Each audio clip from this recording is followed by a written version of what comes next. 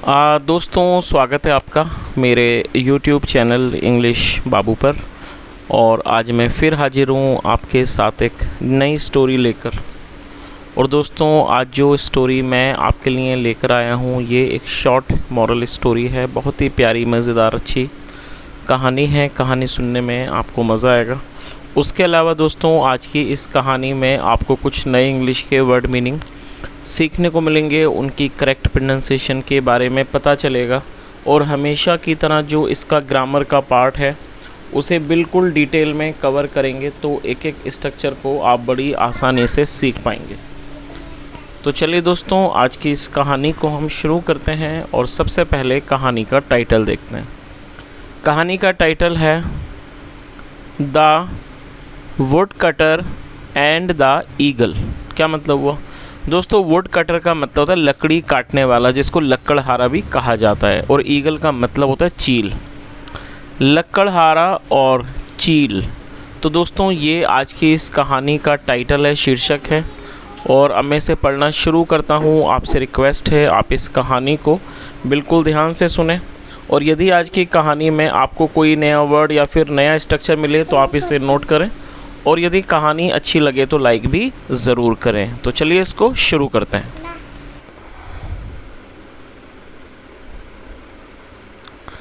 One day a woodcutter was going through a forest। क्या मतलब हुआ दोस्तों? ये जो वाक्य है ये एक पास्ट कॉन्टिन्यूस का सेंटेंस है। पास्ट कॉन्टिन्यूस का मतलब होता है ऐसे वाक्य जिन वाक्यों की टेल पर रहा था, रही थी, रहे थे जैसे शब्द आते हैं।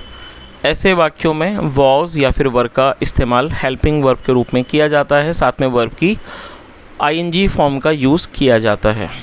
और जब हमारा कोई भी सब्जेक्ट सिंगुलर होगा, सिंगुलर के साथ वॉज का यूज़ किया जाता है। क्या अर्थ हुआ? वन डे, एक दिन। आ वुड कटर, एक लक्कड़हारा। वॉज गोइंग, जा रहा था। थ्रू मतलब माध्यम से। थ्रू आ फॉरेस्ट, एक जंगल से होकर। तो पूरी लाइन का क्या अर्थ निकला? एक दिन एक लक्कड़हारा एक जंगल से होकर गुजर रहा था, या कह सकते हैं जा रहा था। He saw that an eagle had got caught in a net spread by the bird catcher। क्या अर्थ हुआ? he saw। दोस्तों, ये जो वाक्य है ये एक पास्ट इंडेफिनिट का अफर्मेटिव वाक्य है। और जब हम पास्ट इंडेफिनिट में अफर्मेटिव का सेंटेंस बनाते हैं तो सेकंड फॉर्म का यूज़ किया जाता है। सी का मतलब होता है देखना, सेकंड फॉर्म होता है सॉ। ही सॉ, उसने देखा। दैट, की।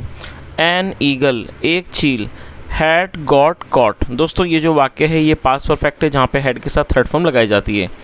एक चील फंस चुकी है। इन अ नेट, नेट मतलब जाल, एक जाल में। Spread by the bird catcher, जिसे पक्षी पकड़ने वाले के द्वारा फैलाया गया है। बर्ड कैचर मतलब पक्षी पकड़ने वाला। तो इस तरह से पूरी लाइन का क्या अर्थ निकला कि उसने देखा कि एक चील एक पक्षी पकड़ने वाले के द्वारा बिछाए हुए जाल में फंस चुकी है। The would cutter heard the eagle calling for help. दोस्तों, हियर का मतलब होता है सुनना, और सेकंड फॉर्म है हर्ड। आप इसे नोट कर लीजिए। ये जो वाक्य है ये पास्ट इंडेफिनिट का ही अफर्मेटिव वाक्य है। The would cutter heard the eagle calling for help. लक्कड़हारे ने चील को मदद के लिए पुकारते हुए सुना। He ran and freed the eagle. दोस्तों, फ्री का मतलब होता है किसी को छुड़ाना, किसी को आज़ाद करना, स्वतंत्र करना। और ये सेकंड फॉर्म है फ्रीड। और ये रन की सेकंड फॉर्म है। रन मतलब दौड़ना, सेकंड फॉर्म रैन। ही रैन, वह दौड़ा। एंड फ्रीड द ईगल, वह दौड़ा और चील को छुड़ाया, या कह सकते हैं चील को आज़ाद कर दिया। The eagle thanked the wood cutter and flu away. Thank मतलब होता है धन्यवाद देना, किसी का शुक्रिया करना, सेकंड फॉर्म थैंक्ड। और ये पास्ट इंडेफिनिट का ही अफर्मेटिव वाक्य है। The eagle thanked the wood cutter, चील ने लक्कड़हारे को धन्यवाद दिया। एंड फ्लू अवे, और उड़कर चली गई। और दोस्तों, ये फ्लाई की सेकंड फॉर्म है फ्लू। आगे देखिए। Some days past. दोस्तों, पास्ट का मतलब होता है गुजरना, और ये सेकंड फॉर्म है, नोट कर लीजिए, PASSED, past. Some days past, कुछ दिन गुजर गए। One day the would cutter was sitting on a small mound and having his lunch. क्या अर्थ हुआ? वन डे, एक दिन, the would cutter was sitting on a small mound. दोस्तों माउंड का मतलब होता है टीला, जो आपने अक्सर देखे होंगे इस तरह के जो छोटे मोटे मिट्टी के ऊंचे टीले होते हैं, उन्हें माउंड कहा जाता है। स्पेलिंग है MOUND। माउंड मतलब मिट्टी का टीला। और ये जो वाक्य है ये पास्ट कॉन्टिन्यूस है, जहाँ पे वॉज के साथ ING फॉर्म का यूज़ किया गया है।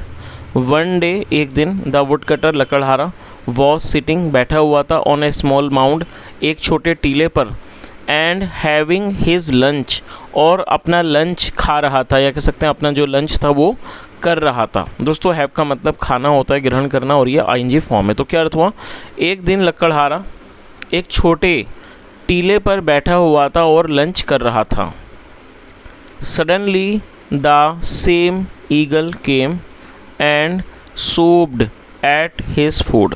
दोस्तों सडनली मतलब अचानक, और ये पास्ट इंडेफिनिट का ही वाक्य है, सेकंड फॉर्म लगाई गई है, कम मतलब आना, second form came. Suddenly the same eagle came, अचानक वही चील आई, एंड सूप्ड, और वो झपट पड़ी। सूप का मतलब नीचे की ओर झपटना, और वो झपट पड़ी एट हिज फूड, उसके भोजन पर, या कह सकते हैं ऊपर से नीचे की ओर छलांग लगाना। तो क्या अर्थ हुआ कि अचानक वही चील आई और उसने उसके खाने पर गोता लगाया, कह सकते हैं वो उसके खाने पर झपट्टा लगाया। While saving his food, the woodcutter lost his balance and rolled down the mount। क्या अर्थ हुआ? While saving his food। While मतलब होता है दौरान, save मतलब बचाना, और ये ING फॉर्म है। While saving his food का मतलब हुआ कि अपने भोजन को बचाने के दौरान, the woodcutter lost his balance। lose मतलब खोना या फिर गंवाना, सेकंड फॉर्म lost। लकड़हारे ने अपना जो बैलेंस था, मतलब जो उसका संतुलन था, वो उसने खो दिया। And rolled down, roll down मतलब लुढ़क जाना, रोल डाउन द माउंड, और टीले से नीचे लुढ़क गया। तो पूरी लाइन का क्या अर्थ निकला? While saving his food the wood cutter lost his balance and rolled down the mound. अपना भोजन बचाने के दौरान लकड़हारे ने अपना संतुलन खो दिया और टीले से नीचे लुढ़क गया। चलिए आगे देखिए। और दोस्तों यहाँ पर आप चित्र के माध्यम से भी इस चीज़ को समझ सकते हैं कि देखिए ये टीला है, जो बताया मैंने आपको, माउंड जिसको कहते हैं, ये चील है और ये लकड़हारे, और यहाँ पर एक सांप भी। अब हमें आगे कहानी में पता चलेगा सांप के बारे में। The would cutter saw the eagle and recognised her immediately. Immediately मतलब होता है तुरंत, और दोस्तों रिकॉग्नाइज को आप नोट कर लीजिए, पहचान करने को, किसी को पहचानने को रिकॉग्नाइज कहते हैं, और सेकंड फॉर्म है रिकॉग्नाइज्ड। और ये पास्ट इंडेफिनिट का ही अफर्मेटिव वाक्य है, जहाँ पे सेकंड फॉर्म लगाई गई। ये भी सेकंड फॉर्म है, साथ में ये भी सेकंड फॉर्म है। The would cutter saw the eagle, लकड़हारे ने चील को देख लिया, एंड रिकॉग्नाइज्ड हर इमीडिएटली, और उसे तुरंत पहचान लिया। He felt very angry that he had helped the unthankful eagle। क्या अर्थ हुआ? he felt very angry। दोस्तों feel का मतलब होता है महसूस करना, और ये सेकंड फॉर्म है, और feel angry का मतलब होता है बहुत ज़्यादा गुस्सा आना, और ये सेकंड फॉर्म है felt। he felt very angry, उसे बहुत गुस्सा आया, that कि he had helped। और दोस्तों ये जो वाक्य है ये एक पास्ट परफेक्ट का सेंटेंस है। पास्ट परफेक्ट का मतलब होता है पास्ट में किसी क्रिया का पूरा होना, पाया जाना, जैसे आया था, गया था, दिया था, इस तरह के जो भी वाक्य हैं वो पास्ट परफेक्ट में आते हैं, और पास्ट परफेक्ट में हैड का यूज़ किया जाता है हेल्पिंग वर्ब के रूप में, साथ में वर्ब की थर्ड फॉर्म लगाई जाती है। तो दोस्तों मैं इस आपको वाक्य को समझाता हूँ, उसके बाद मैं आपको पास्ट परफेक्ट के 2 वाक्य भी ज़रूर दूंगा, और आप उनको ट्रांसलेट करके कॉमेंट में ज़रूर बताएँ। पहले मैं इसको ट्रांसलेट करता हूँ। तो क्या अर्थ हुआ? ही फेल्ट वेरी एंग्री, उसे बहुत गुस्सा आया, दैट की He had helped the unthankful eagle।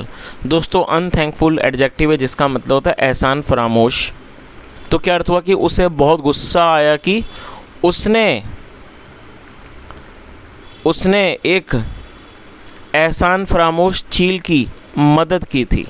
चलिए, तो दोस्तों यहाँ पर मैंने हेड का यूज़ आपको बताया। हेड और थर्ड फॉर्म पास्ट परफेक्ट में आते हैं। तो मैं 2 वाक्य देना चाहूँगा, आप उनको नोट करें, कमेंट में बताएं। नोट कर लीजिए, मैंने कल खाना नहीं खाया था। दूसरा वाक्य है राजू ने मुझे पढ़ाया था।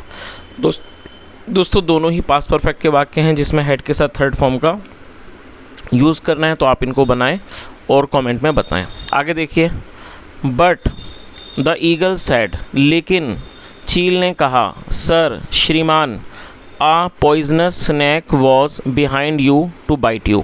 दोस्तों पॉइजनस एडजेक्टिव है जिसका मतलब है जहरीला। आप इसे नोट कर लीजिए, POISONOUS, और ये एडजेक्टिव है जिसका मतलब होता है जहरीला। तो क्या अर्थ हुआ, बट द ईगल सेड, लेकिन चील ने कहा, सर श्रीमान, आ पॉइजनस स्नैक, एक जहरीला सांप, वॉज बिहाइंड यू, आपके पीछे था, टू बाइट यू, आपको काटने के लिए।